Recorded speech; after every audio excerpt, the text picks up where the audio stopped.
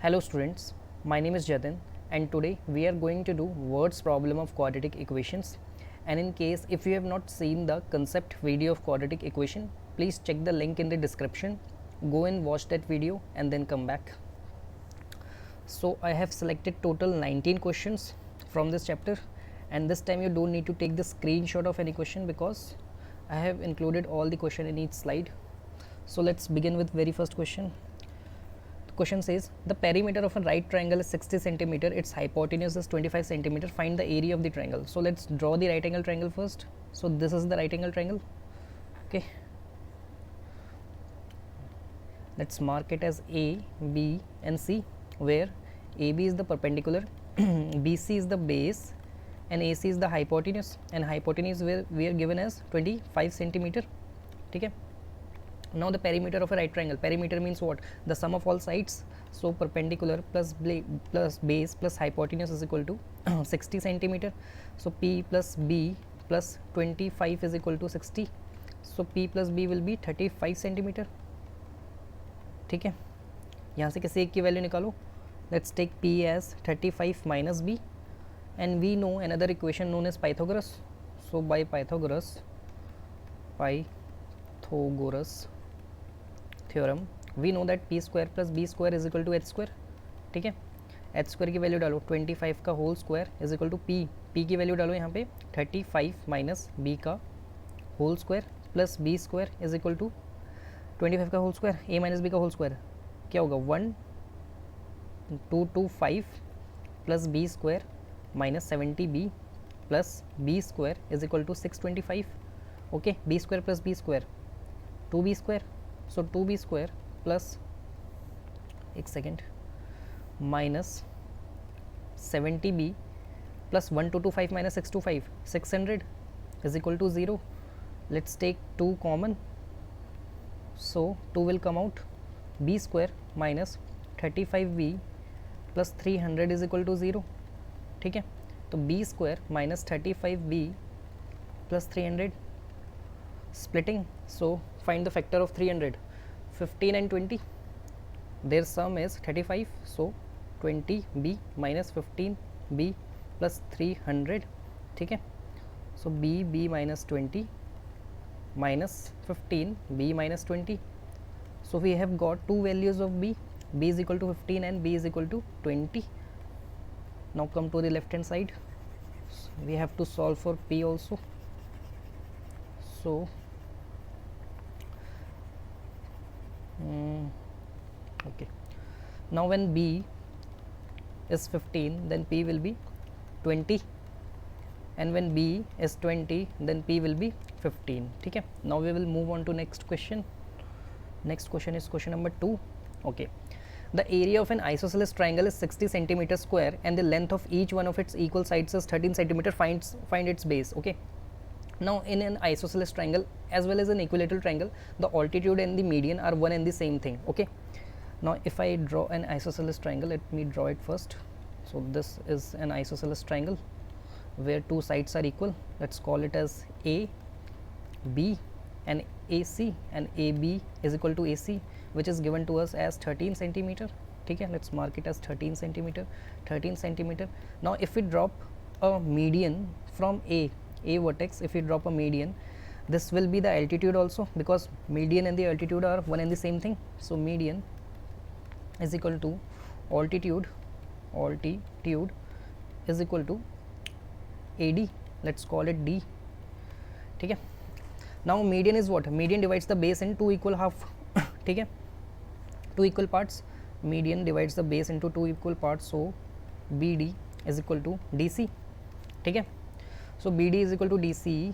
Therefore, okay, now we have to find the base. So let's take base as 2x. मैं x इसलिए नहीं ले रहा हूँ क्योंकि अगर मैंने x ले लिया BC को तो फिर BD x/2 हो जाएगा, जिससे कॉम्प्लिकेशंस बढ़ जाएंगी. ठीक है, पाइथागोरस लगानी है अभी मैं लेफ्ट हैंड साइड में. So we have to find the base. So base and we are given the area. So area of triangle is what? Half into base into height, and for that we need height.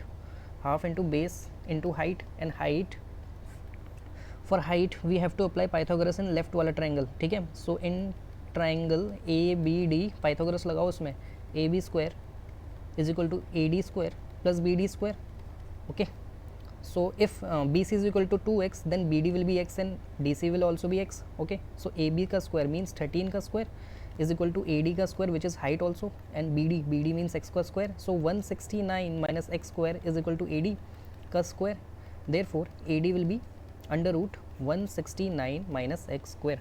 ठीक है, अब यहाँ area of the triangle में आओ. Area of the triangle we are given है 60, so let's put it 60. 1/2 into base means 2x and height is equal to 169 x square under root. ठीक है, अब हम इसको यहाँ पे सॉल्व करेंगे ऊपर, क्योंकि वहाँ दिखेगा नहीं, तो यहाँ पे पहले 2 से 2 cancel.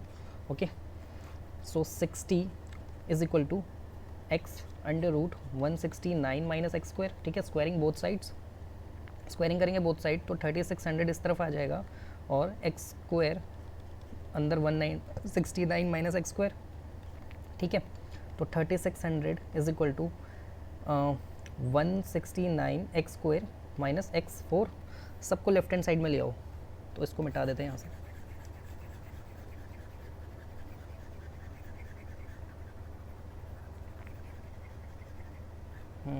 Okay, so x4 minus 169 x square plus 3600. ठीक है, फैक्टर निकालो 3600 के, तो 3600 के एलसीएम लो. एलसीएम लेंगे तो 2 1800, 2 900, 2 450 and then 2 225 and then 3 75 and then 3 25 5 5 and then 5 1. Okay, plus minus combination बनाओ, प्लस माइनस जिनका 169 हो. ठीक है, तो ऊपर से स्टार्ट हो जाओ. 2 2 ज़ा 4, 2 ज़ा 8, 2 ज़ा 60, 3 ज़ा 48, 48 इंटू 3 और आ जाओ 144 और नीचे से 25. Okay, so we have got the combination 144 and 25. Rub करो इसको, that's it. Okay, so x4 minus 144 x square minus 25 x square plus 3600. ठीक है, अब यहाँ से एक्स स्क्वायर कॉमन ले लो. एक्स स्क्वायर कॉमन लोगे तो अंदर बचेगा एक्स स्क्वायर माइनस 144. ठीक है, तो यहाँ से 25 कॉमन आएगा तो अंदर बचेगा एक्स स्क्वायर माइनस 144. ठीक है, so x square minus 25 and x square minus 144 is equal to 0. So x square will be 25, it means x will be 5, and if x square is equal to 144, it means x will be 12. So we have got the two values of x. X is equal to 5 and x is equal to 12. So when x is 5, then BC will be 2x यानी 10. ठीक है, when x is 12, then BC will be 24 centimeter. So there are two values of base. Now we will come to question number 3. Question number 3 क्या कह रहा है? A chessboard contains 64 equal squares and the area of each square is 6.25 centimeter square. A border around the board is 2 centimeter wide. Find the length of the side of the chessboard. So we have chessboard. ठीक है, ये रहा एक chessboard. ठीक है, उसके अंदर एक और स्क्वायर है, तो उसके अंदर एक और स्क्वायर बनाते हैं. ये रहा. ठीक है, उसकी बाउंड्री गिवन है 2 सेंटीमीटर की. यहाँ 2 सेंटीमीटर वाइड है, यहाँ 2 सेंटीमीटर वाइड है और यहाँ 2 सेंटीमीटर वाइड है. ठीक है, और ये वाली लेंथ फाइंड करने के लिए बोल रहा है, ये पूरी x centimetre. This is the length of the chessboard. ठीक है, और इसके अंदर 64 स्क्वायर्स है. जैसे ये वाला 64 स्क्वायर है तो यहाँ 8 कॉलम्स होंगे. ठीक है, और यहाँ ऐसे ही 8 कॉलम्स होंगे जिसमें 64 स्क्वायर्स है. ठीक है, अब हर एक स्क्वायर का जो एक स्क्वायर का एरिया है ना, that is 6.25. So 1 square area is 6.25 centimeter square. So the area of 64 square will be 64 square का एरिया कितना हो जाएगा 6.25 into 64. ठीक है, this is the area of the inner square. ठीक है, so now if we have taken the length as x centimeter, then the area of the inner then the side of the inner square क्या हो जाएगा x minus 4. क्यों? क्योंकि x में से हम 2 यहाँ वाला 2 माइनस करेंगे राइट वाला, और ये लेफ्ट वाला 2 भी तो माइनस करेंगे, तभी तो अंदर वाली लेंथ का लेंथ आएगी ना, स्क्वायर की लेंथ. अंदर वाली स्क्वायर की लेंथ कैसे आएगी? एक्स में से 4 माइनस करना पड़ेगा इनर स्क्वायर, तो side of inner square will be x minus 4. ठीक है, ये आ गई हमारे पास इनर स्क्वायर की साइड. ठीक है, अब area of the inner square क्या होता है? साइड इंटू साइड यानी x minus 4 into x minus 4. ठीक है, एंड एरिया ऑफ स्क्वायर हमने ऊपर से भी निकाल दिया 6.25 इंटू क्योंकि वो जो स्क्वायर्स हैं 64 वो उसी एरिया के अंदर ही तो हैं, into 64। Now we have to solve this equation only, ठीक है। तो यहाँ पे इसको सॉल्व करो, सॉल्व करेंगे तो ये हो जाएगा आपका x square plus 16 minus 8x is equal to 625 upon 100 into 64। इसको 25 से काटो, 25 और ये 4 और ये 4 1 ज़ा 4 4 16 ज़ा एंड 25 इंटू 16 कितना होता है 400। So x square plus 16 minus 8x minus 400 is equal to 0, ठीक है।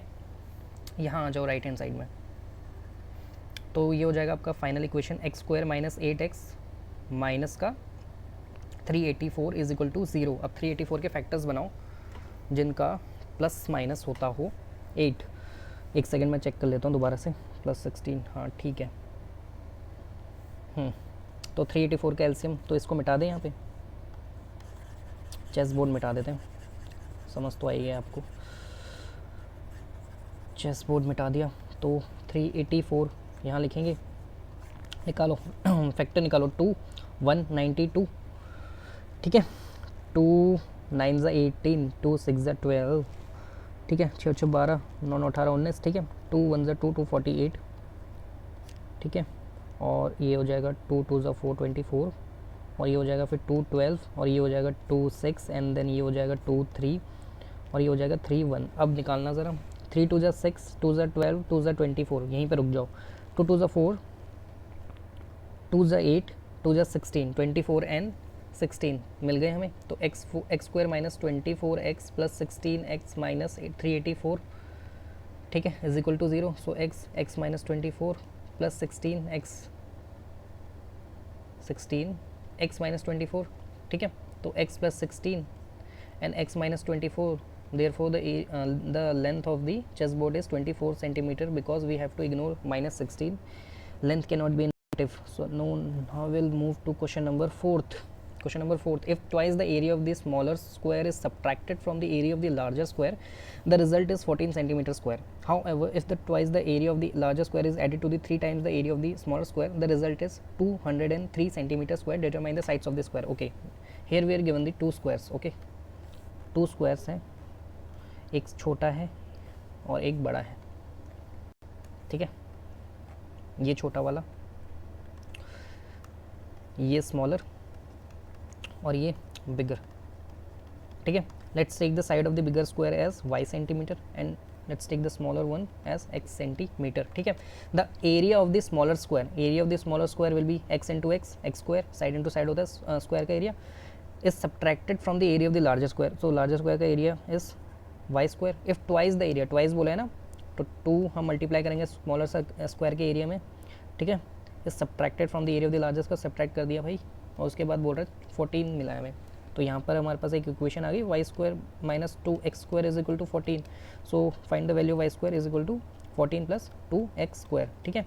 अब दूसरी स्टेटमेंट पढ़ो, however if twice the area of the larger square, twice the area of the larger square means what, 2 into y square, twice the area of larger square is added to 3 times the area of the smaller square, यानी 3x square, the result is 203। बस simple. अब यहाँ से y square की value यहाँ है ना, इसको यहाँ डालो y स्क्वायर में।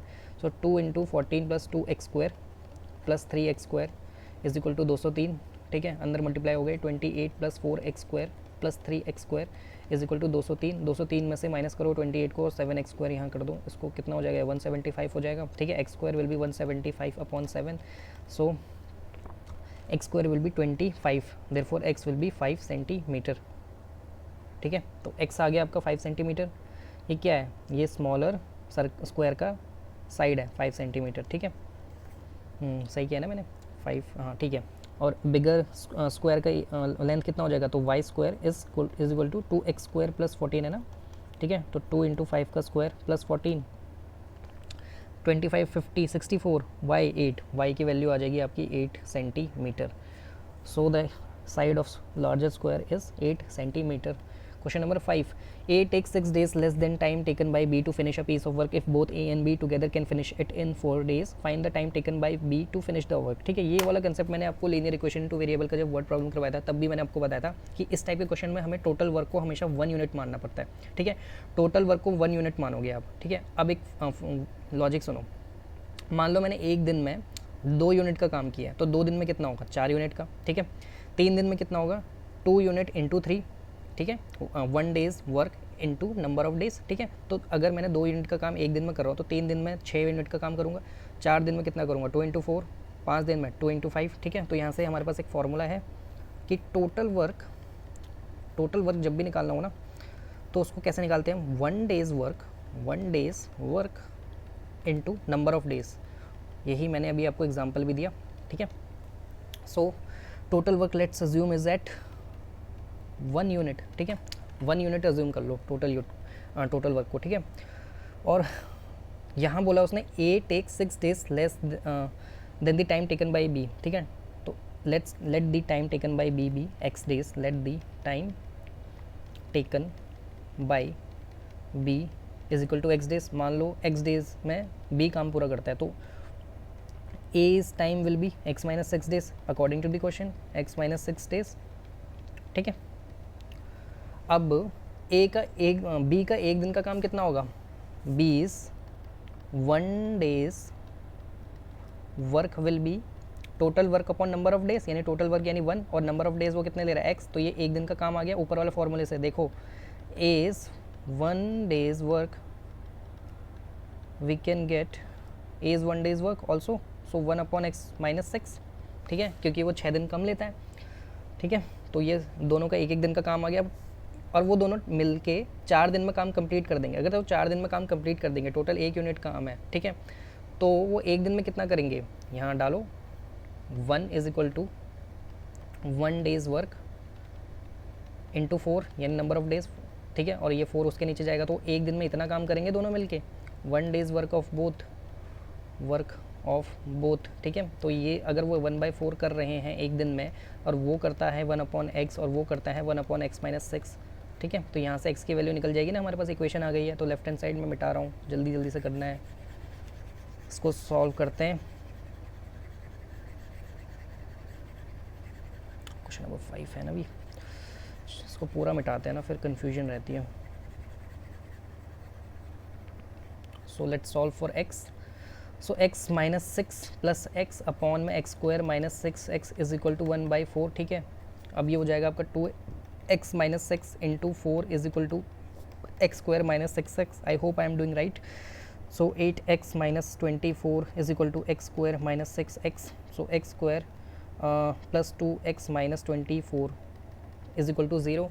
यहाँ लिखो आप 12 2 सो नहीं यार 12 2 तो नहीं होगा, एक सेकेंड, कितना होगा ये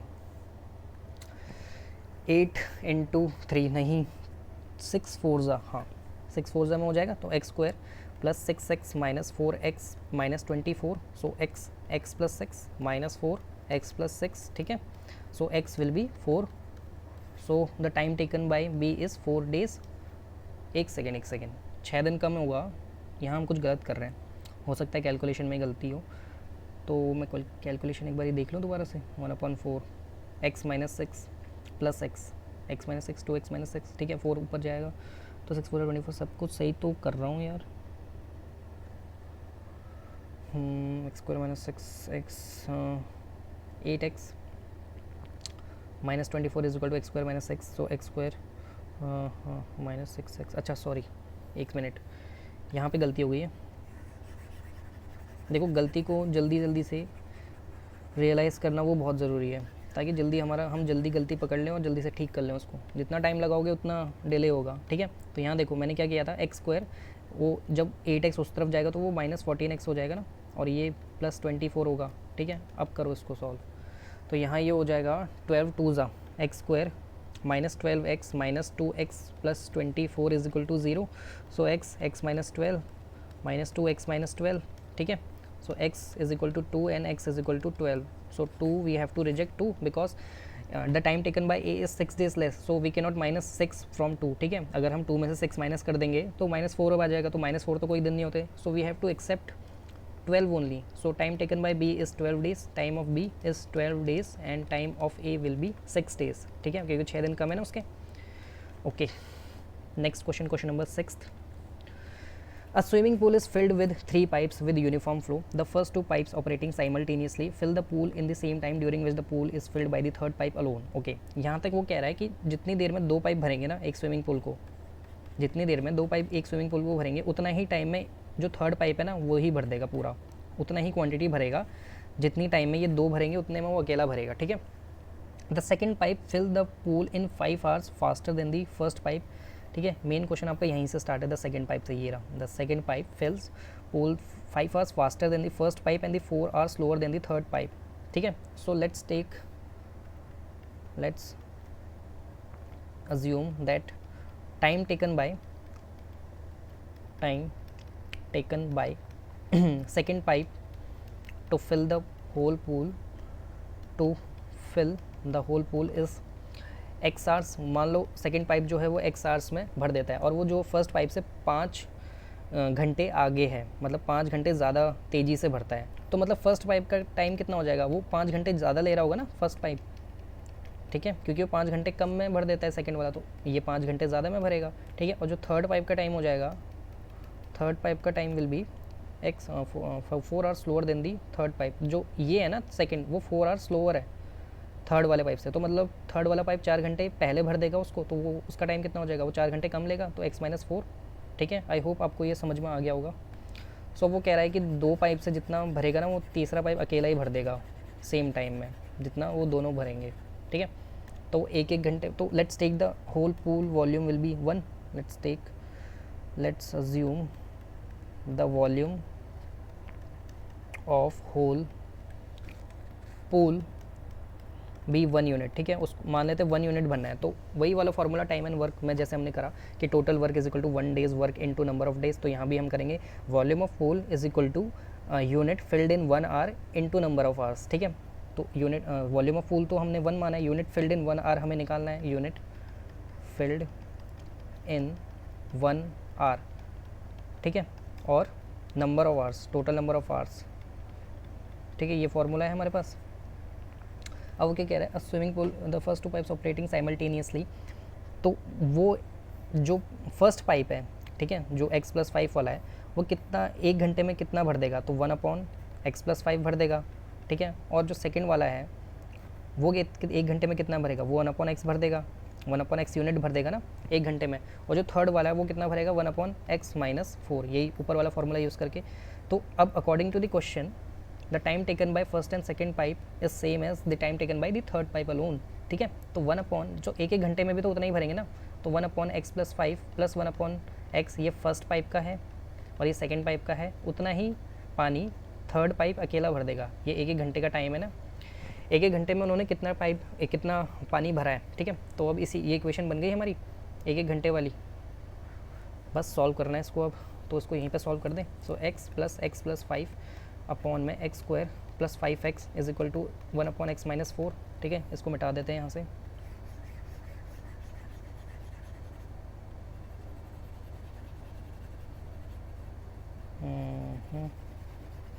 इसको मिटाओ जल्दी से यार, बहुत क्वेश्चन करने हैं, टोटल 19 है हमारे पास।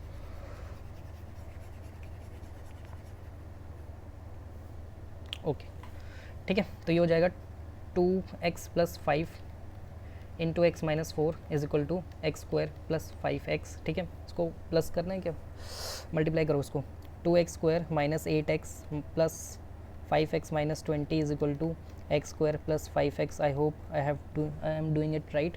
सो ये हो जाएगा आपका 2x² - x², ठीक है, -13x + 5x। एक सेकेंड 5x को 5x कैंसिल कर देते हैं ना यहाँ से, तो ये जब 5x कैंसिल हो जाएगा तो हमारे पास सिर्फ इतना बचेगा, -8x - 20 इज इक्वल टू 0, ठीक है। 10 2 20 होता है, तो x² - 10x + 2x - 20, ठीक है। तो ये यहाँ से x - 10 and plus 2x - 10, so x will be 10 only, ठीक है, because time can not be negative, so x is 10 hours. So the time taken by second pipe, ये सेकेंड पाइप का टाइम है, इज 10 आवर्स, ठीक है। First pipe 5 घंटे ज़्यादा लेगा तो 15 आवर्स, और जो थर्ड पाइप है वो 4 घंटे कम लेगा, तो उसका हो जाएगा 6 hours. Now we will move on to next question. Next question is question number 7, ठीक है. 2 pipes running together can fill a cistern in 3 into 1/3 minutes. ठीक है. If one pipe takes 3 minutes more than the other to fill it, find the time in which each pipe would fill the cistern. ठीक है. तो वही है, एक pipe का निकालना है, मतलब 2 पाइप है हमारे पास, ये भी भर रहे हैं एक सिस्टन को. ठीक है. अब वो दोनों भर सकते हैं 3 into 1/13 मिनट्स में, यानी इसको मैं लिख दूँ ऐसे 40/13 यूनिट्स में, सॉरी 40/30 मिनट्स में वो पूरा भर देंगे. ठीक है. तो वही यहाँ भी वही करना है आपको. Let the total volume be 1 unit, total volume of system be 1 unit is equal to 1 unit. ठीक है. तो वो 1 घंटे में कितना भरेंगे, दोनों के दोनों, तो 1/40/13. I hope you have understood it. 13/40 लिख सकता हूँ मैं इसको. 30/40 यूनिट वो दोनों मिला के 1 घंटे में भर देंगे. ठीक है. अब वो इंडिविजुअली निकालो उनका. तो अगर 2 पाइप है, so let's assume first pipe fill in x hours, x minutes, in x minutes, वो x minutes में भरते हैं. पहला वाला पाइप x मिनट में भरता है. ठीक है. और जो दूसरा वाला पाइप है वो 3 मिनट ज़्यादा ले रहा है, तो मतलब उसका टाइम x+3 हो जाएगा. ठीक है. तो वो पहला वाला पाइप 1 मिनट में कितना भरेगा, 1/x. और जो दूसरा वाला पाइप है वो भी 1 मिनट में कितना भरेगा, 1/x+3. और दोनों मिला के भर कितना रहे, 13/40. ठीक है. थोड़ा शॉर्टकट मारा है मैंने इधर, तो मेरे को लगा आपको यहाँ पे समझ में आ गया होगा, क्योंकि पिछले 2 सिमिलर क्वेश्चन ही किए. ठीक है. अब इसको सॉल्व करो. ये 1 घंटे का टाइम है पहले वाले पाइप का, सॉरी 1 मिनट का टाइम है पहले वाले पाइप का, और ये दूसरे मिनट का, मतलब 1 मिनट का टाइम है दूसरे वाले पाइप का. ठीक है. और ये दोनों का टाइम है, मतलब दोनों का यूनिट है जितना टोटल भरा है 1 मिनट में, टोटल इतना भरा है. और पहले वाले ने इतना भरा है, सेकेंड वाले ने इतना भरा है. ठीक है. आई होप आपको समझ में आ गया होगा मैं क्या कहना चाह रहा हूँ. x+3 + x/x² + 3x is equal to 13/40. इसको सॉल्व करो. इसको यहाँ मिटा देते हैं. क्वेश्चन वहाँ पेस्ट करना चाहिए राइट हैंड साइड में थोड़ा, ताकि यहाँ जगह बच जाए. सॉल्व करना है इसको. 2x + 3 × 40 is equal to 13x² + 39x. ठीक है. 80x + 120 is equal to 13x² + 39x. ठीक है. ओके. तो यहाँ से करो इसको 13x². 80 - 39 कितना होता है, 80 - 39 1, 7 = 41 होता है. तो यहाँ से लिखो 41x - 120 इज इक्वल टू 0. इसको सॉल्व करना है. अब बस थोड़ा बड़ा आएगा, क्योंकि 120 को मुझे 13 से मल्टीप्लाई करना है, फिर उसका स्प्लिटिंग करना है. बी वाला फार्मूला भी नहीं लगा सकते ना, क्योंकि उससे भी बड़ा ही होगा. कौन मल्टीप्लाई कराता रहेगा, बस स्प्लिटिंग करो. ठीक है. तो स्प्लिटिंग करेंगे तो 120 × 13 करेंगे, तो 120 × 13 कितना होता है, 13 × 10 कितना होता है, 130 होता है ना. 130 + 26 कितना होता है, 156 और फिर एक 0. ठीक है. तो 1560 का एलसीएम निकालेंगे. 2 7 2 8 780. ठीक है. 8 और 8 16 7 7 14 15. 2 3 2 9 and 390. 2 1 and 2 कितना हो जाएगा ये, 2 9s and 2 5s. ठीक है. ठीक है. तो ये हो जाएगा फिर 3 6 18 एंड 6 3 18 एंड 3 5. ठीक है. तो ये हो जाएगा आपका, फिर किससे जाएगा, 5 से जाएगा, 5 13 एंड देन 13 1. ठीक है. तो अब आप सॉल्व करो. 65 इसको यहीं रहने दो. ठीक है. 2 2 4 2 8 3 24. So 65 - 24 कितना होता है, हाँ ठीक है आ गया. तो 13x² - 65x + 24x - 120 is equal to 0. ठीक है. यहाँ से 13 कॉमन ले लो, 13x कॉमन ले लोगे तो 13x - 5 अंदर, यहाँ से + 24x - 5 अंदर. ठीक है. सो जो भी है 13x + 24 ये तो हो नहीं सकता आंसर. ठीक है. तो x - 5 is equal to 0. So x is 5 minutes. So time taken by first pipe is 5 minutes and the second pipe is taking 3 minutes more. So the time will be 8 minutes. So answer is 5 and 8. Next question, question number 8. ठीक है. A factory kept increasing its output by the same percentage every year. Find the percentage if it is known that the output is doubled in the last 2 years. Okay, 1249. Okay, so let's take the initial output of the factory as P.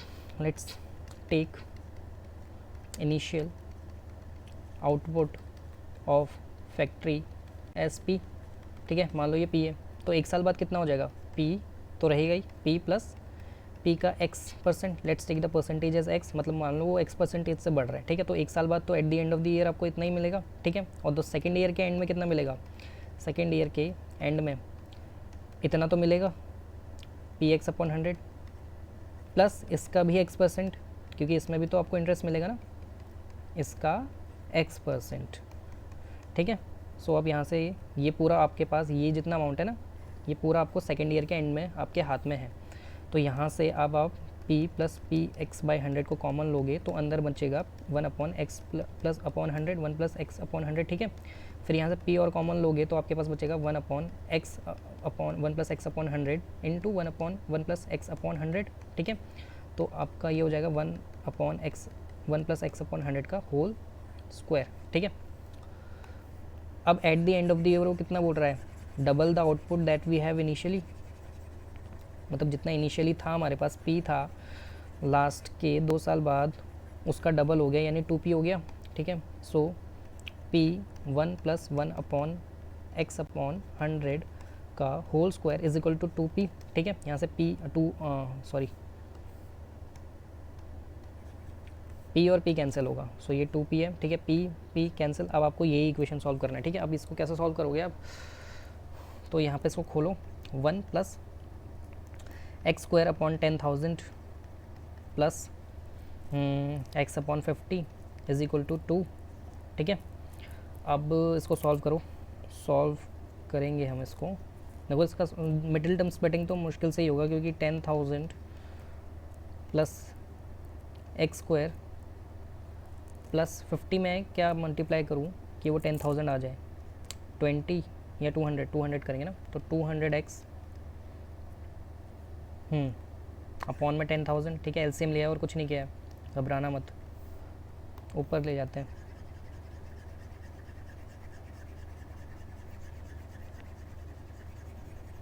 मेरे को लगता है यहाँ 19 question के लिए next video लानी पड़ेगी क्या।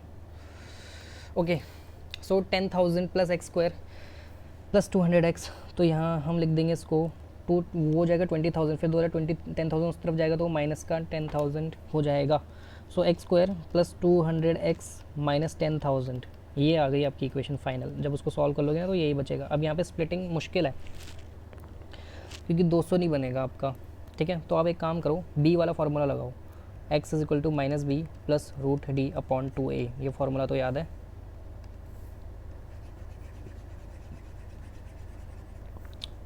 ओके, तो माइनस बी माइनस का 200 प्लस डी कितना होता है, b² माइनस 4 इसी, तो b² विल बी 200 का स्क्वायर माइनस 4 इंटू ए इंटू सी माइनस 10,000 है ना, अपॉन में 2a यानी 2 इंटू 1, ठीक है।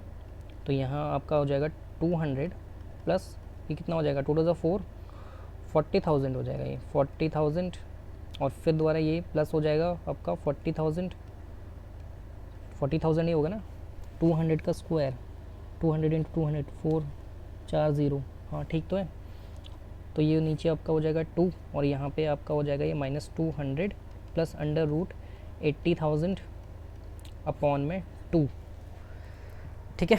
अब 80,000 का अंडर रूट निकालना चाहो तो अब निकाल लो, वरना आंसर को यहीं भी छोड़ दोगे तो भी आपका सही है, ठीक है। तो यही है आपका फाइनल आंसर, क्वेश्चन नंबर 8 भी हो गया, वरना वहाँ पे स्क्वायर रूट निकाल देना उसका 80,000 का, कॉमन ले लेना, कर लेना सॉल्व खुद से, क्योंकि मैं नेक्स्ट क्वेश्चन में चलता हूँ। Peacock is sitting on the top of a pillar which is 9 meter high, from a point 27 meter away from the bottom of the pillar a snake is coming to its hole at the base of the pillar, seeing the snake the peacock pounces on it, if their speeds are equal at what distance from the hole the snake is caught. Okay, so we have a pillar, ये खंबा है और यहाँ ये सांप है, ठीक है, और ये उसका होल है और यहाँ पिकॉक बैठा हुआ है ऊपर, पिकॉक, ठीक है, ये पिकॉक है।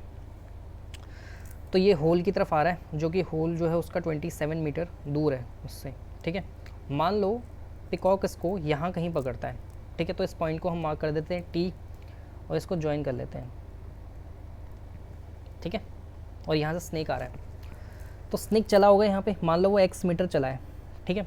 अब मेरी बात ध्यान से सुनो, अगर पिकॉक और स्नेक का स्पीड इक्वल है, ठीक है, और पिकॉक को उसको पकड़ना है, तो आपको ये बात समझ में आती है कि दोनों ने सेम डिस्टेंस ट्रैवल किया होगा। मतलब जितना ये स्नेक टी पॉइंट तक आया होगा ना, ये वाला डिस्टेंस, उतना ही पिकॉक भी आया होगा, तभी तो पकड़ेगा ना वो उसको, क्योंकि स्पीड उन दोनों की इक्वल है, ठीक है। जैसे ये होता है ना, distance is equal to speed into time.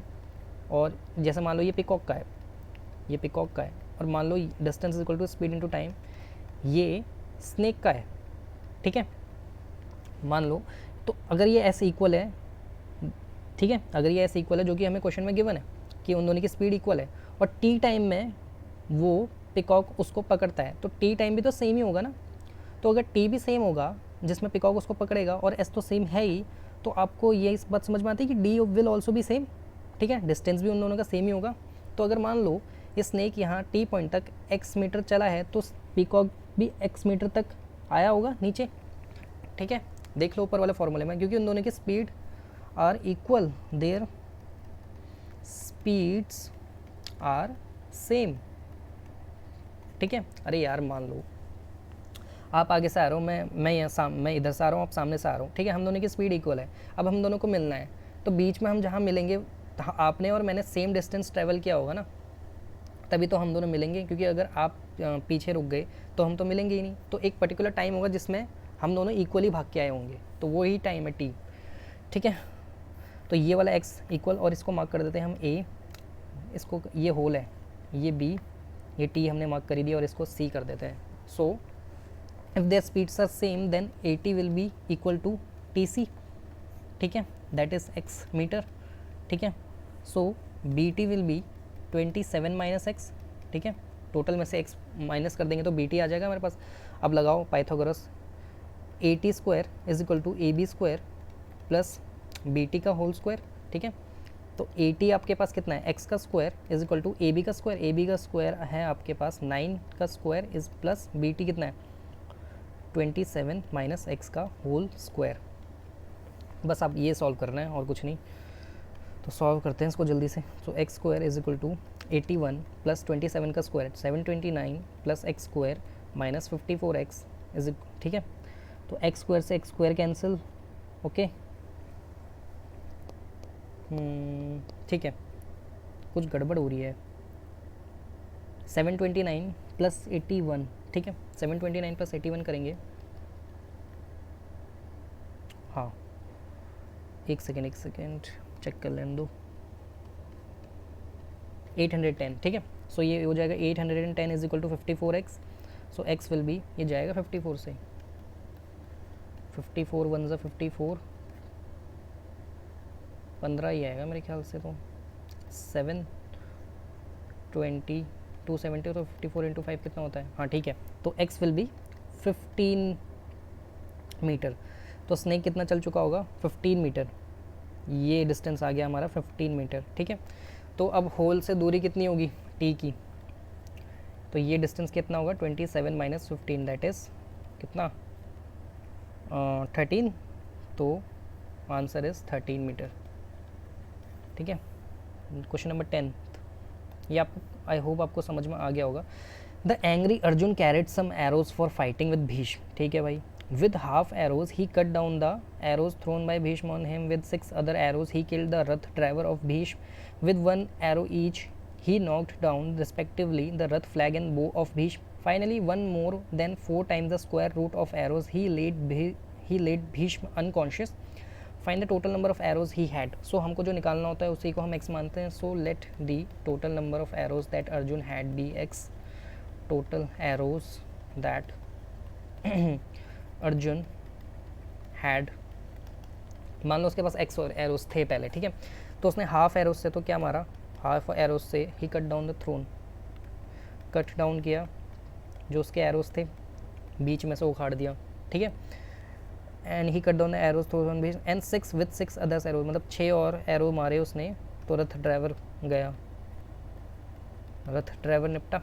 उसके बाद कौन निपटा, and with 1 arrow ईच मतलब ही knock down Rath flag and, तो 3 एरो मारे उसने, एक रथ के लिए मारा, एक फ्लैग के लिए मारा और एक किसके लिए मारा, ही नॉक बो के लिए मारा। तो ये रथ, ये फ्लैग और ये बो, ठीक है। उसके बाद finally with 1 more than 4 times, 1 more than 4 times the square root, ठीक है, 4 times the square root and 1 more times he led Bhishma unconsciously, Bhishma को अनकॉन्शियस कर दिया उसने, पता नहीं कैसी कैलकुलेशन की, बस करी है, ठीक है। तो find the number of arrows he had, मतलब इतने सारे एरोज यूज़ हुए हैं, ठीक है, और टोटल कितने थे एक्स के, तो ये दोनों इक्वल होंगे। So x by 2 plus 6 plus 3 plus 1 plus 4 root x will be equal to x number of arrows that he had initially, ठीक है, उतने ही तो यूज़ किए ना, तो ये दोनों इक्वल होंगे ना। आई होप आपको समझ में आ गया होगा। तो x by 2 plus 10 plus 4 root x is equal to x. So ये हो जाएगा आपका x plus 20 plus 8 root x is equal to 2x, ठीक है। तो एक एक्स इस तरफ आएगा तो आपका फाइनल हो जाएगा आपका 8 root x will be x minus 20। अब आप क्या करोगे, इसको ईजी करते हैं, रूट में आ गया ना, फिर स्क्वायरिंग करनी पड़ जाएगी, स्क्वायरिंग से और थोड़ा मामला गड़बड़ हो जाएगा कि 400 बनेगा वो। तो एक काम करते हैं हम, इसको ईजी करने के लिए हम x को वाई स्क्वायर मान लेते हैं। अगर मैंने x को वाई स्क्वायर माना ना, तो ये जो रूट x है ना, इसकी जगह मैं लिख पाऊँगा 8 इंटू वाई, ठीक है। ये 8 रूट एक्स है, इसकी जगह मैंने y लिख लिया क्योंकि मैंने x को वाई स्क्वायर माना है। तो x को अगर वाई स्क्वायर मारूंगा तो रूट x कितना हो जाएगा, y हो जाएगा ना, ये देखो यहाँ पे दोनों तरफ रूट x हो जाए, तो वही मैंने रिप्लेस कर दिया 8y, और x की जगह मैं लिख दूँ वाई स्क्वायर माइनस 20, मतलब मैंने सारी इक्वेशन को y में कन्वर्ट कर दिया, ठीक है। So y square minus 8y minus 20, ठीक है। तो y square minus 10y plus 2y minus 10 minus 20 is equal to 0। So y minus 10 plus 2y minus 10, ठीक है। एक सेकेंड यार, हाँ सही है। So y is equal to 10 and y is equal to minus 2, ठीक है। तो माइनस 2 तो रिजेक्ट करना पड़ेगा, तो 10 आ गया हमारा y। तो अगर y 10 है तो x कितना हो जाएगा, x is equal to y square, so x is equal to 10 का square. So the number of arrows Arjun had was 100। We move to the next question, question number 11, या नेक्स्ट वीडियो में डाल दूँ इसके बाद, चलो इसी वीडियो में कर देते हैं यार, अब जब स्टार्ट कर ही दिया तो थोड़ी वीडियो की लेंथ बढ़ जाएगी।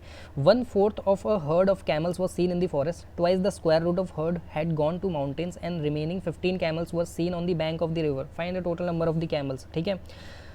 मैं आपको शुरुआत से बताता आ रहा हूँ कि जो चीज़ हमें फाइंड करनी होती है उसी को हम x मानेंगे। So let the total number of camels be x, ठीक है। तो 1/4 कहाँ गए हैं, 1/4 ऑफ x कहाँ गए हैं, फॉरेस्ट में गए हैं, ठीक है। Twice the square root of the herd, twice the square root of the herd, वो कहाँ गए हैं, वो माउंटेन में गए हैं, पहाड़ों में। And the remaining 15 were seen in the river bank, तो वो रिवर के किनारे हैं, ठीक है। तो इन सब का प्लस भी तो टोटल नंबर ऑफ कैमल्स ही होगा। तो x by 4 plus 2 root x plus 15 will be x only, alright, okay. So x upon 4x plus 8 root x plus 60 is equal to 4x, ठीक है, ये रूट है। सॉल्व करो इसको। 3x is equal to 8 root x plus 60, again x को मानो y square, so root x will be y, ठीक है। तो इसको लिख दो आप 3 into y square is equal to 8y plus 60। अब यहाँ पे ले आओ 3y square minus 8y minus 60 is equal to 0। 60 into 3 180। अब 180 को 180 के फैक्टर निकालो जिनका प्लस माइनस 8 हो यार। 60 इंटू 180 के factor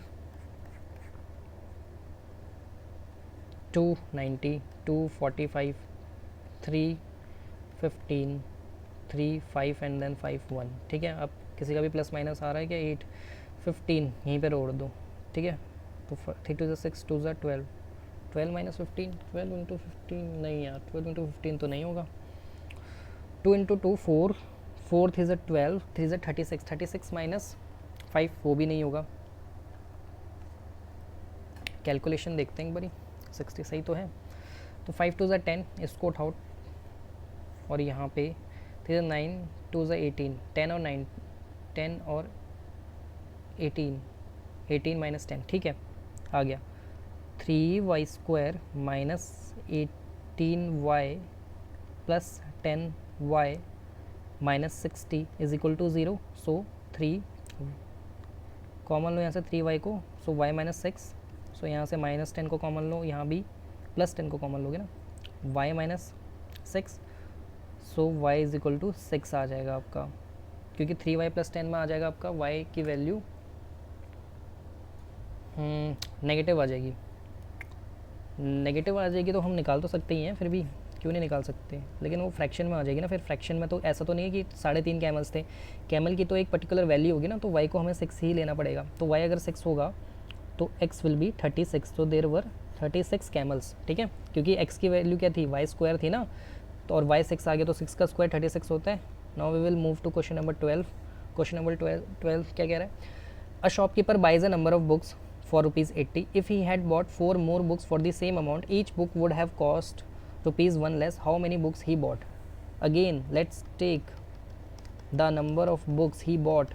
The number of books he bought bx, मान लो वो x बुक्स लाया, so cost of one book will be, cost of one book is, कितने रुपए थे उसके पास, 80 रुपये थे, 80 रुपये x बुक में बढ़ गए तो एक बुक का कॉस्ट आ गया, ठीक है। So this is the amount of one book.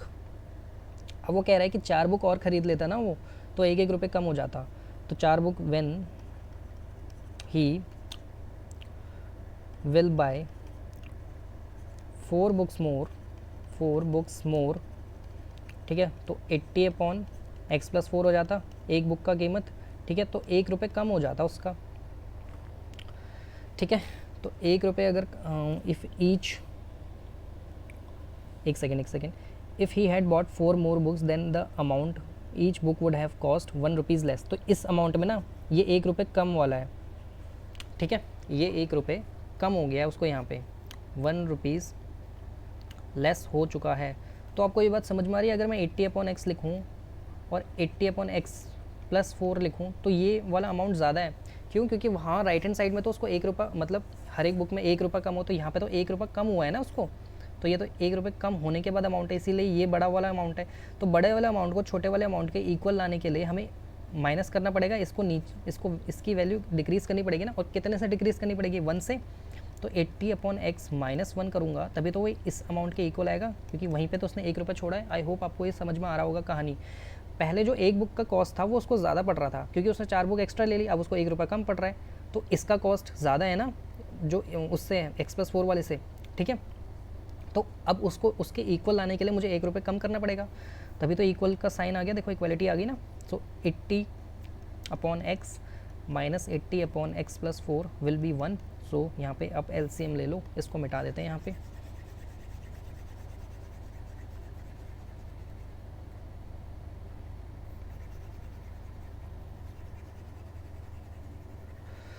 रब इसको भी मिटा देते हैं, ठीक है। 80 कॉमन ले लोगे तो x प्लस 4 माइनस एक्स अंदर, और यहाँ हो जाएगा आपका x square plus 4x is equal to 1, ठीक है। अब इसको काट देते हैं तो ये हो जाएगा 320 is equal to x square plus 4x, x square plus 4x minus 320 is equal to 0, ठीक है। सॉल्व करो इसको, जिसका प्लस माइनस अब 4 चाहिए मुझे। ओके 8 4 ज़ा, सो 320 का निकालो इसको, 2 160 छः 12, ठीक है, 280 240 220 210, इसको मिटाते हैं यहाँ पे,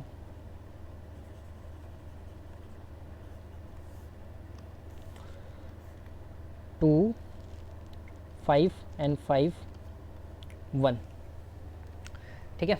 अब इनका प्लस माइनस हमें 4 चाहिए। 2 2 4 2 8 2 16, यहाँ पे रुक जाओ, 5 2 10 2 20, ठीक है। तो x square plus 20x minus 16x minus 320, सही करा है ना, हाँ। So x plus 20 minus 16x plus 20, ठीक है। तो we have to ignore minus 20, so x will be 16 only, ठीक है। तो number of books he had bought is 16 books. अब 4 बुक ज़्यादा खरीदे, मतलब वो 20 बुक जब खरीदेगा ना तब उसको 1 रुपया छूटेगा। So question number 13, if price of a book is reduced by ₹5 a person can buy 5 more books for the 300, find the original list price of the book. So let's take the original price भी x rupees, ठीक है। अगर एक book का price जो है वो x rupees है तो वो कितनी बुक्स लाया होगा, कितने थे उसके पास, 300 रुपये में कितनी बुक्स लाया होगा, इतनी बुक्स लाया होगा, ठीक है। तो इसको काट देते हैं रुपीज़ से रुपीज़, तो ये नंबर ऑफ़ बुक्स आ जाएगा ना आपके पास, number of books he bought is equal to 300 upon x books वो लाया। अब वो कह रहा है if the price of the book is reduced by 5, तो पहले प्राइस एक्स था तो अब कितना हो जाएगा, 300 में से एक्स माइनस 5, तो अब इतनी बुक्स लाया, ठीक है। अब ये जो बुक्स लाया ना, यहाँ उसको 5, इफ़ द बुक प्राइस, तो यहाँ पे ना उसको 5 बुक एक्स्ट्रा मिली हैं, यहाँ पे 5 बुक एक्स्ट्रा हैं इसके पास, ठीक है। अब देखो यहाँ पे कंपैरिजन करते हैं, 300 अपॉन एक्स है और 300 अपॉन एक्स माइनस 5 है, यहाँ पे 5 बुक एक्स्ट्रा हैं, 5 बुक्स एक्स्ट्रा हैं, तो इसमें से या तो 5 बुक कम कर दो तभी जाके इन दोनों के बीच में इक्वालिटी होल्ड हो जाएगी, ठीक है, या यहाँ पे 5 बुक बढ़ा दो, आपको जो करना है कर लो। तो मैं यहाँ पे 5 बुक्स कम कर देता हूँ, ठीक है। तो एक काम करते हैं, इसको 5 बुक हाँ कम कर देते हैं, क्योंकि यहाँ पे 5 बुक एक्स्ट्रा मिली है ना, तो अगर इक्वलिटी होल्ड करनी है तो 5 बुक कम करनी पड़ेगी, तब वो ओरिजिनल वाले उसके इक्वल आ जाएगा, ओरिजिनल वाले नंबर ऑफ बुक के। So here will be 300 upon x minus 5 minus 300 upon x is equal to 5, ये इक्वेशन बन जाएगी, 300 कॉमन ले लो, सो एक्स माइनस 5 ये ब्रैकेट में, और नीचे x square minus 5x is equal to 5, इसको मिटा दो,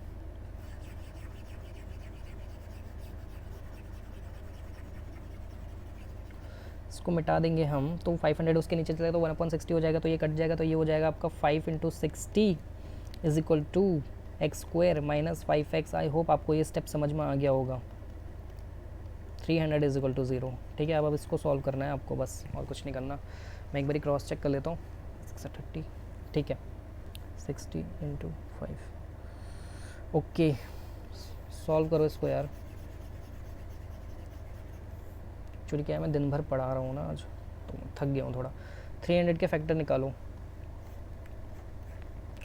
2 150, 2 75, 325, 5 5 एंड देन 5 1, ठीक है। कुछ भी करो प्लस माइनस 5 आना चाहिए, ठीक है। 2 2 4 3 12, 5 16 5, ठीक है। तो प्लस माइनस 5 कैसे आएगा, 25, और 2 2 4 3 12, 25 माइनस 12 नहीं होता यार, और करो।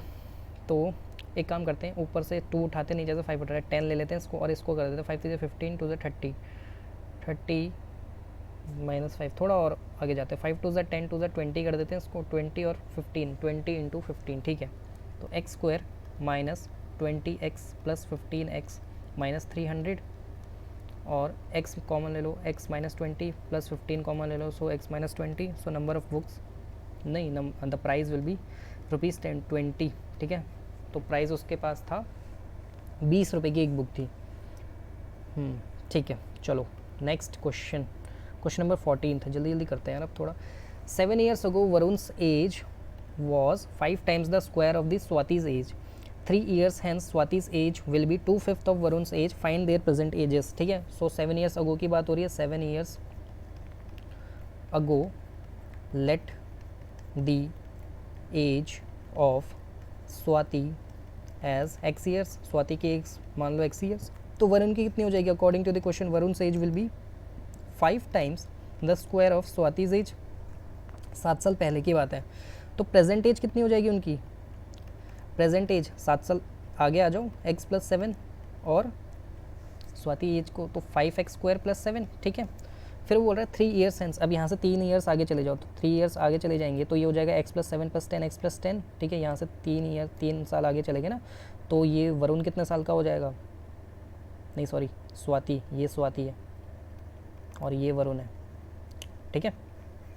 this is Varun, this is Swati. So x plus 10 will be Swati's age and will be 2/5 of the Varun age. Swati की एज जो होगी ना 2/5 हो जाएगी वरुण की एज की, तो ये हो जाएगा 5x² + 10 x + 7 + 3. हाँ ठीक है, देखो यहाँ हम 3 साल आगे आए हैं. यहाँ से मैं कलर चेंज कर देता हूँ. ये प्रेजेंट है प्रेजेंट, ठीक है. ये अब यहाँ से 3 साल जब आगे चले जाओगे तो 7 पे 3 प्लस करोगे तो 10 और 7 पे यहाँ भी 3 प्लस करोगे तो 10. तो स्वाति की एज जो है वो 2/5 ऑफ वरुण से एज हो जाएगी, ठीक है. तो अब इसको बस सॉल्व करना और कुछ नहीं करना. तो 5 को उधर ले जाओ. 5x + 50 = 10x² + 20. सो 10x² - 5x - 30 = 0. कॉमन ले लो 5 को. 2x² - x - 6 = 0. सो 3 × 2 = 6, 3x² नहीं 6 × 2 = 12. तो 12 4 3 ज़ा, सो 4x + 3x - 6 = 0. 2x x - 4 + 3 एक सेकेंड x - 2 + 3x - 2, ठीक है. सो 2x + 3 and x - 2, x will be 2. तो 2 साल आगे स्वाति की एज 7 साल पहले. ये वाली एज आई है, ये ऊपर वाली देखो, ये x आया. तो 7 साल, अब 7 साल बाद कितनी हो जाएगी स्वाति की एज, यानी प्रेजेंट में आ जाओ. देखो स्वाति 7 साल पहले x ईयर्स की थी, यानी 2 साल की थी, तो 7 साल बाद 9 ईयर्स की हो जाएगी, क्योंकि x + 7. और वरुण कितने का हो जाएगा, वरुण उस टाइम पे कितने का था, 5 × 2 का स्क्वायर, यानी 20 साल का था वो. वरुण 20 साल का था 7 साल पहले. अब कितने हो जाएगा, 7 साल आगे आ जाओ तो 27 साल का वरुण हो जाएगा, ठीक है. 27 साल का Varun. Question number 15.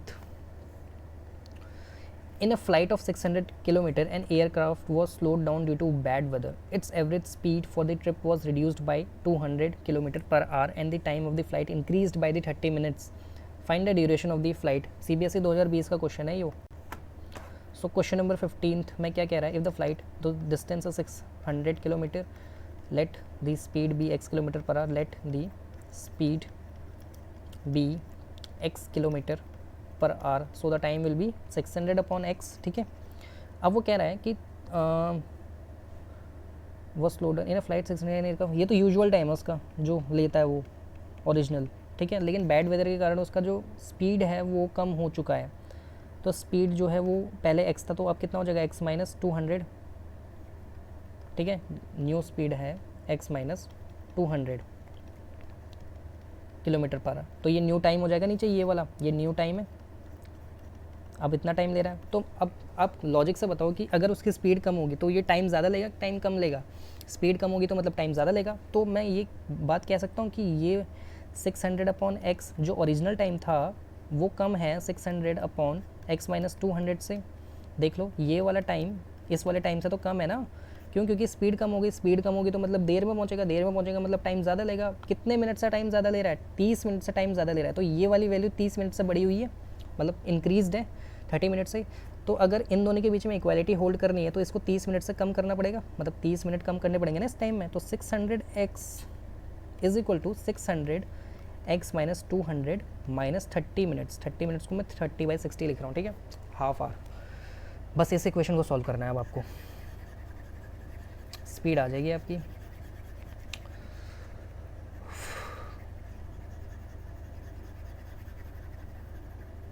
Okay, now अब आप एक काम करो, 600x - 200 - 600x = 1/2 लिख देते हैं इसको. 600 कॉमन लेते हैं, x - x + 200 अपॉन में x² - 200 x = 1/2. सो ये हो जाएगा आपका x से x कैंसिल. 200 × 1200 = x² - 200 x, ठीक है. 24 1 2 3 4 2,40,000 = x² - 200 x, ठीक है. सो x² - 200 x will B -2,40,000 = 0. Splitting करनी है इसकी. सबसे बड़ा काम यहाँ पे यही है कि 2,40,000 का स्प्लिट करो. एक काम करते हैं ना, मनी में हो गया, 6 4 से 24 होता है, तो 600 × 400 कितना होता है, x² - 600x + 400x - 2,40,000. Thank God ये हो गया. सो एक्स माइनस 600 प्लस क्या लोगे कॉमन, 400 लोगे कॉमन, तो x माइनस 600 यहाँ भी, so x plus 400 is equal to 0 and x minus 600 is equal to 0, but speed can not be negative, negative में थोड़ी होती है speed, so we will accept x is equal to 600 kilometre per hour. ठीक है, तो original duration कितना होता है, टाइम विल बी, टाइम मतलब original duration distance upon speed, speed distance कितना था 600 किलोमीटर की फ़्लाइट है और डिस्टेंस आगे सॉरी स्पीड आ गई हमारे पास 600, तो ओरिजिनल जो ड्यूरेशन है वो 1 आवर का हो गया है। 1 hour is your final answer. We will move on to next question, question number 16, what it says, let's do it. The speed of the boat in still water is 15 kilometre per hour, it can go to 30 km upstream and return downstream to the original point in 4 hours 30 minutes. Find the speed of the stream. Okay, let the speed of stream be x kilometer per hour. Now I have already explained you the boats and stream concept in linear equation in two variable. Again I am explaining. Okay, if the boat goes downwards down the stream, if the boat goes, then the net speed will be boat की speed plus stream की speed, क्योंकि धारा की भी तो अपनी एक stream होती है, मतलब स्पीड होती है ना, स्ट्रीम की स्पीड। मान लो अगर ये डाउनवर्ड स्लोप है, ठीक है, और नीचे पानी बहेगा ना नीचे, तो बोट की भी अपनी एक स्पीड होगी, तो जो नेट स्पीड होगी वो दोनों का स्पीड का समेशन होगा ना। ठीक है, तो बोट की स्पीड उसने, और जब ये ना हुआ है ऊपर जा रही है मान लो अब, ठीक है, तो लेकिन जो स्ट्रीम की जो फ्लो है स्ट्रीम का वो तो ग्रेडियंट के हिसाब से नीचे ही रहेगा, ठीक है, नीचे की तरफ, लेकिन बोट को ऊपर जाना है तो बोट को अपनी स्पीड स्ट्रीम की स्पीड से ज़्यादा रखनी पड़ेगी, तभी तो ऊपर जाएगी, अगर कम होगी तो नीचे आ जाएगी बोट उसके साथ, स्ट्रीम के साथ। ठीक है, तो यहाँ पे जो अपस्ट्रीम की स्पीड होती है ना हमारी, वो होती है आपकी बोट की स्पीड माइनस स्ट्रीम की स्पीड। ठीक है, अब स्ट्रीम की स्पीड से माइनस क्यों नहीं कर रहा, क्योंकि बोट को नीचे नहीं ऊपर ले जाना है। ठीक है, तो बोट की स्पीड ज़्यादा रखनी पड़ेगी। आई होप आपको ये समझ में आ रहा होगा। और हमने स्ट्रीम की स्पीड को इस बार, ये डाउन स्ट्रीम वाला है, ये डाउन स्ट्रीम वाला है और वो अपस्ट्रीम वाला था। ठीक है, तो स्पीड की जो स्ट्रीम की स्पीड है उसको हमने एक्स माना है इस बार। ठीक है, अब क्वेश्चन को पढ़ो ध्यान से। If the speed of the boat in still water is 15 kilometre per hour, ठीक है, it can go 30 kilometer upstream. So इस कॉन्सेप्ट को मिटा दूँ मैं, आप नोट कर लिया करो प्लीज़ अगर आपको नहीं आता है तो। ओके, सो अब एक काम करो आप, टाइम ऑफ डाउन स्ट्रीम कितना है, distance upon speed, so distance is 30 kilometre and down stream speed will be boat की स्पीड प्लस स्ट्रीम की स्पीड। ये बोट की स्पीड है जो आपको गिवन है, बोट की स्पीड, और ये स्ट्रीम की speed is equal to down stream speed, ये डाउन स्ट्रीम स्पीड है पूरी। ठीक है, और ये पूरा डाउन स्ट्रीम का टाइम 30/15 प्लस एक्स, और अपस्ट्रीम का टाइम कितना हो जाएगा, अपस्ट्रीम का टाइम है आपका 15/15 माइनस एक्स। ठीक है, ये अपस्ट्रीम का टाइम है 30/15 minus x is the upstream time का, और डाउन स्ट्रीम जाने का टाइम, दोनों का टाइम मिलाकर है 4 घंटे 30 मिनट, बस सिंपली ये बोला है। तो ये टाइम ऑफ अपस्ट्रीम और ये टाइम ऑफ डाउन स्ट्रीम है, यहाँ पे टाइम ऑफ डाउन स्ट्रीम। ठीक है, सिंपल था ये क्वेश्चन। तो आप सिंपल कर क्या करो, आप 30 कॉमन ले लो, 15 plus x plus 15 minus x upon में a plus b, a minus b लग जाएगा नीचे, तो 15 का स्क्वायर माइनस एक्स का square is equal to 9/2। Okay, 3 3 ज़ा 9, 3 10 ज़ा 30, एक्स से x cancel, so here will be 10 into 30 is equal to 3 into 15 का स्क्वायर माइनस एक्स का स्क्वायर, 3 1 ज़ा 3, 3 10 ज़ा 30, so 100 is equal to 225 minus x square. ठीक है, एक और बार चेक कर लेते हैं यार, कुछ कैलकुलेशन में गड़बड़ हो रही है क्या। 2 तो नीचे से लेके ही नहीं गया मैं नीचे, हाँ ये 2 भी तो था नीचे, ये 2। सो जब मैंने इसको काटा 3 10 ज़ा 10, 100, तो ये 2 जाएगा, तो ये 200 हो जाएगा। एक सेकेंड, हाँ 200 हो जाएगा, तो x square will be 25, so x will B 5 kilometre per hour. ठीक है, तो जो आपकी स्ट्रीम की स्पीड आ गई 5 किलोमीटर पर आवर आ गई। Question number 17, a 2-digit number is 4 times the sum and 3 times the product of its digits. Find the number ठीक है, यहाँ क्वेश्चन नंबर 17 और 18 कंबाइंड है, तो आप पहले क्वेश्चन नंबर 17 देखो। और 2 डिजिट नंबर मैंने आपको बताया हुआ है लीनियर इक्वेशन में भी, एक्स वाई मान लो 2 डिजिट नंबर, ठीक है, जिसमें वाई यूनिट डिजिट और एक्स जो है वो 10th डिजिट है। So we can write it as 10x plus y, ठीक है। मान लो कोई नंबर है 98, 98 को can I write 10 into 9 plus 8, I can write like this, ठीक है। So similarly x y we can write it as 10x plus y, so this is the number and these are the digits, digit सही है, ठीक है। और ये number है 10x plus y is the number. वो कह रहा है कि नंबर जो है ना, ये नंबर ये सम के इक्वल है डिजिट्स के, तो डिजिट्स का सम ये हो जाएगा और 4 टाइम्स इसके इक्वल है, यानी 4, ठीक है। और उसके बाद भी कह रहा है वो 10x प्लस वाई यही नंबर, क्योंकि and is working as conjunction, conjunction हमने पढ़ा है ना, कंजक्शन मतलब जो सब्जेक्ट को ही रेफर करता है, तो सब्जेक्ट यहाँ पे 2 डिजिट नंबर है यहाँ पे, ठीक है। तो 2 डिजिट नंबर के बाद में ही नेक्स्ट स्टेटमेंट है 3 times the product of its digit, तो ये जो नंबर है वो 3 times the product of its digit है। तो ये डिजिट्स है ना x इंटू वाई, तो 3 times means 3 multiplied. Okay, no solve these 2 equations. So 10x plus y is equal to 4x plus 4y, so 10x minus 4x 6x, और ये is equal to 3y, so 2x will be y, ठीक है। यहाँ डाल दो, सही क्या है, ठीक है। सो 10x को 10x से रहने दो, y की जगह लिख दो 2x, और यहाँ लिख दो 3 इंटू एक्स इंटू वाई की जगह लिख दो आप 2x, ठीक है। ये हो जाएगा आपका 8x is equal to 6x square, 6x square, ये x स्क्वायर से x square cancel, so x will B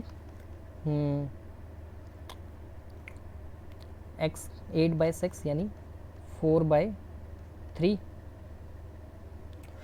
ठीक है।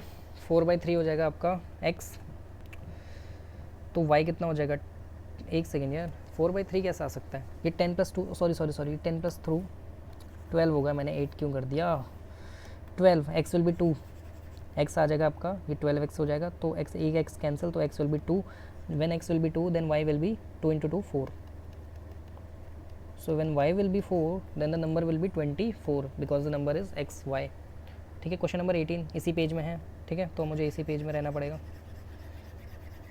बस एक लास्ट क्वेश्चन बचा है, क्वेश्चन नंबर 19, फिर हो गया आपका, बस उससे ज़्यादा करना मत, इन क्वेश्चंस को करो और अपने एनसीईआरटी वाले क्वेश्चंस कर लेना, बस बहुत है। पीएचडी मत करने बैठ जाना इस चैप्टर में कि मैं तो 100 करूँगा, अपना टाइम वेस्ट करोगे और कुछ नहीं करोगे। अगर आना होगा तो आप इन 20 क्वेश्चन से ही सीख लोगे, और अगर नहीं करना होगा तो आप 100 क्वेश्चन भी आपके लिए कम है, समझ रहे हो ना। Question number 18, the find the 2 consecutive odd integers sum of whose square is 290. Consecutive odd integer means what? If the first integer is x, then the second consecutive odd integer means plus 2, then the consecutive next number will be x plus 2, ठीक है।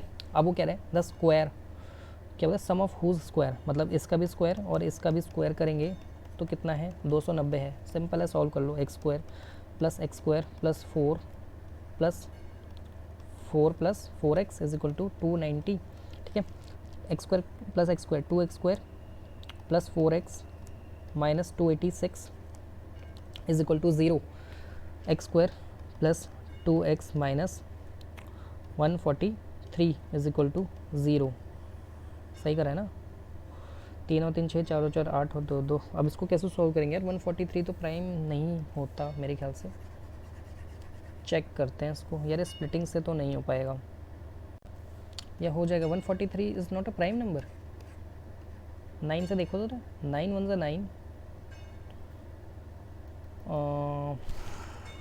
143 किसके table में आता है यार, सही तो करा है मैंने, एक सेकेंड में चेक कर लेते हैं। यहाँ भी 290 इस तरफ होगा ना,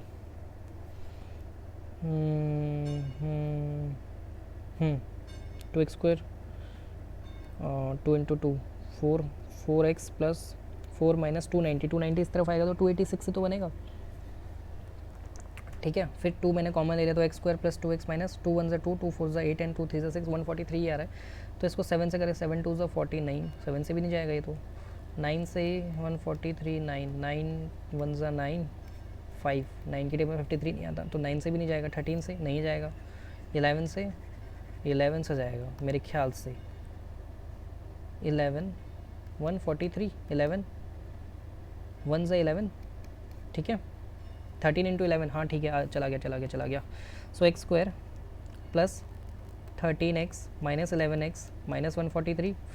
सो इसको सॉल्व करते हैं यहाँ पे x plus 13 minus 11x plus 13, ठीक है। तो x will be 11 and x will be minus 13, we have to ignore minus 13, yes.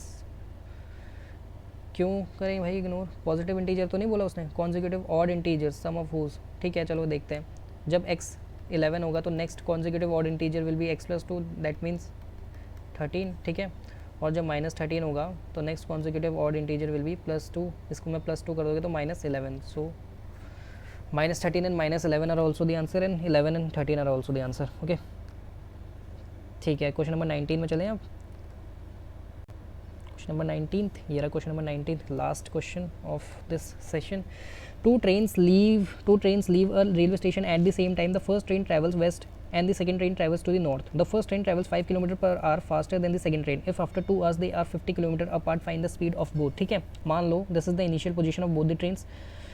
ये एक ट्रेन है और ये एक ट्रेन है। The first train travels towards the north, so this travel toward the north and this travels towards the west and this travels towards the south. Oh sorry, क्या कह रहा हूँ, north. A train leaves, the first train travels 5 km faster than the second train. So this is the first train. If it travels at x km per hour, if it travels it at 6 km per hour, then it will travel at the rate of x plus 5 km per hour. भाई ये 5 kilometre ज़्यादा तेज़ भगेगी ना, बोला तो हुआ है उसने क्वेश्चन में, ठीक है। इफ़ आफ्टर क्या बोला 2 आवर्स, मतलब 2 घंटे दोनों चली हैं, तो ये भी 2 घंटे चली है, so the overall distance will be 2 into x, speed into time, और overall distance here will be x plus 5 into 2, ठीक है। भाई 2 घंटे में तो इतना ही चलेंगे ना, distance is equal to speed into time होता है, सबको पता है। और 2 घंटे चलने के बाद ये यहाँ होगी और ये यहाँ होगी, इन दोनों के बीच का जो डिस्टेंस है ना वो 5 किलोमीटर है, 50 किलोमीटर है, 50 किलोमीटर है, ठीक है। तो आपको ये बात समझ में आती है कि एक triangle right angle triangle form होगा जिसमें ये जो डिस्टेंस होगा वो x प्लस 5 इंटू 2 होगा और ऊपर जो डिस्टेंस होगा वो 2x होगा, क्योंकि दोनों ही डिस्टेंस है और distance is the length only, ठीक है। So we will apply Pythagoras here, it means 50 का square will be equal to 50 is acting as hypotenuse का काम कर रहा है यहाँ पे। सो 50 का square is equal to 2x का whole square plus 2x plus 10 का होल स्क्वायर, ठीक है। बस इसको सॉल्व कर लो आप। 2500 is equal to 4x square plus 4x square plus 100 plus 2 into 10 20 into 40 x, ठीक है। इसको मिटा दें यहाँ पे, आपको तो समझ में आ ही गया है।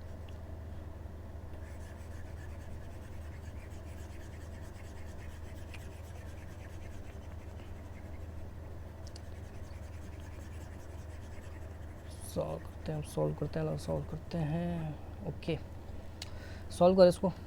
2500 इज इक्वल टू 4 और 4 8x square plus 40x plus 100, उस तरफ जाएगा 8x square plus 40x minus 2400 is equal to 0, 8 common लो, when we take 8 out we will left with 8x square plus 5x minus 300 is equal to 0। Splitting कर दो, बस हो गया आपका x की वैल्यू आ गई और मेरी जान छूटी।